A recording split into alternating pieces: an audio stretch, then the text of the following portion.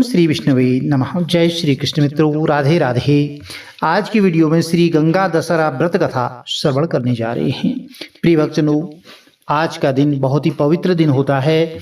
आज के दिन आप किसी गंगा नदी के तट पर और त्रिवेणी संगम पवित्र कुंड में, सरोवर में सावधानी पूर्वक स्नान कर सकते हैं। अन्यथा घर में ही नहाने वाली बाल्टी में गंगा जल मिश्रित करके स्नान कर ले। माँ गंगा का भाव करते हुए हर हर गंगे नमामि गंगे अपने पितरों के निमित्त आज जल दान, वस्त्र दान, अन्नदान जरूर करें, आपको अवश्य लाभ मिलेगा। चलिए कथा आरंभ करते हैं। बोलिए गणपति गजानन महाराज की जय, श्री हरि विष्णु भगवान की जय। एक बार महाराज सगर ने बहुत बड़ा यज्ञ किया।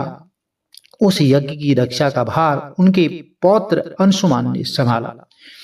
इंद्र ने सगर के यज्ञीय अश्व का अपहरण कर लिया। यह यज्ञ के लिए विघ्न था। परिणामतः अंशुमान ने सगर की 60,000 प्रजा लेकर अश्व को खोजना शुरू कर दिया। सारा भूमंडल खोज लिया पर अश्व कहीं नहीं मिला। फिर अश्व को पाताल लोक में खोजने के लिए पृथ्वी को खोदा गया। खुदाई पर उन्होंने देखा कि साक्षात भगवान महर्षि कपिल के रूप में तपस्या कर रहे हैं। उन्हीं के पास महाराज सगर का अश्व घास चर रहा है। प्रजा उन्हें देखकर चोर चोर चिल्लाने लगी। महर्षि कपिल की समाधि टूट गई। ज्यों ही महर्षि ने अपने आग्नेय नेत्र खोले, त्यों ही सारी प्रजा भस्म हो गई। इन मृत लोगों के उद्धार के लिए ही महाराज दिलीप के पुत्र भगीरथ ने कठोर तप किया था और भगीरथ के तप से प्रसन्न होकर ब्रह्मा ने उनसे वर मांगने को कहा तो भगीरथ ने गंगा की मांग की। इस पर ब्रह्मा ने कहा, राजन, तुम गंगा का पृथ्वी पर अवतरण तो चाहते हो, परंतु क्या तुमने पृथ्वी से पूछा है कि वह गंगा के भार तथा वेग को संभाल पाएगी? मेरा विचार है कि गंगा के वेग को संभालने की शक्ति केवल भगवान शंकर में है। इसलिए उचित यह होगा कि गंगा का भार एवं वेग संभालने के लिए भगवान शिव का अनुग्रह प्राप्त कर लिया जाए। महाराज भगीरथ ने वैसा ही किया। उनकी कठोर तपस्या से प्रसन्न होकर ब्रह्मा जी ने गंगा की धारा को अपने कमंडल में छोड़ा। कमंडल में से छोड़ने के बाद तब भगवान शिव ने गंगा की धारा को अपनी जटाओं में समेटकर जटाएं बांध ली। इसका परिणाम यह हुआ कि गंगा को जटाओं से बाहर निकलने का पथ नहीं मिल पाया। अब भगीरथ महाराज को और अधिक चिंता हुई। उन्होंने एक बार फिर भगवान शिव की आराधना में घोर तपस्या शुरू की।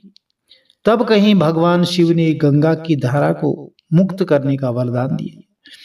इस प्रकार शिवजी की जटाओं से छूटकर गंगा जी हिमालय की घाटियों में कल कल निनाद करके मैदान की ओर मुड़ी। इस प्रकार भगीरथ पृथ्वी पर गंगा का वर्ण करके बड़े भाग्यशाली हुए। उन्होंने जनमानस को अपने पुण्य से उपकृत कर दिया। युगों युगों तक बहने वाली गंगा की धारा महाराज भगीरथ की कष्टमयी साधना की गाथा कहती है। गंगा प्राणी मात्र को जीवन दान ही नहीं देती, मुक्ति भी देती है। इसी कारण भारत और विदेशों तक में गंगा की महिमा बहुत बड़ी है। प्रिय भक्तजनों, आज के दिन आप दान पुण्य करें। किसी गरीब जरूरतमंद को वस्त्र दान, भोजन दान जरूर करें और गौशाला में जाकर के गौ सेवा करें। पक्षियों के लिए दाना पानी की व्यवस्था करें।